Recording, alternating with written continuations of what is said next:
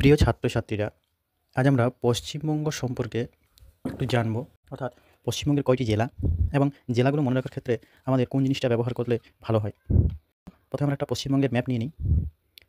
এই যে পশ্চিমবঙ্গের ম্যাপ, এই ম্যাপ বা মানচিত্রকে আমরা জানি যে ২৩টি জেলা রয়েছে।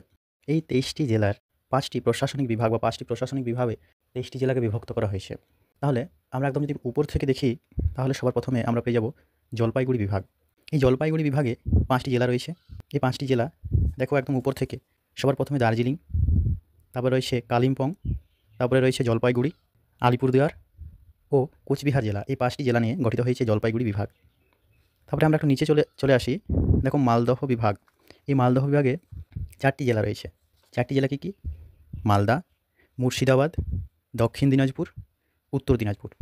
যে দুটো একসঙ্গেই ছিল, উত্তর দিনাজপুর, দক্ষিণ দিনাজপুর, সেটাকে আগে বলা হতো পশ্চিম দিনাজপুর, যদি 1992 সালে এটি দুটি ভাগে ভাগ হয়ে যায়। তারপর রয়েছে বর্ধমান বিভাগ, যেখানে 4 ডিস্ট্রিক্ট বা 4টি জেলা। বর্ধমান বিভাগে রয়েছে পূর্ব বর্ধমান, পশ্চিম বর্ধমান, বীরভূম, হুগলি। ঠিক আছে? তারপর দেখো প্রেসিডেন্সি বিভাগ। প্রেসিডেন্সি বিভাগে 5টি জেলা রয়েছে।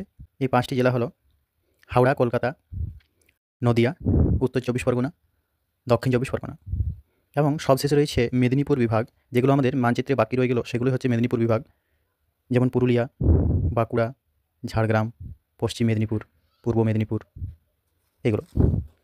তো প্রিয় ছাত্রছাত্রী, তোমাদের কাছে প্রশ্ন রইল যে তোমরা কে কোন বিভাগের অন্তর্গত, সেটি আমাকে কমেন্ট বক্সে জানাও।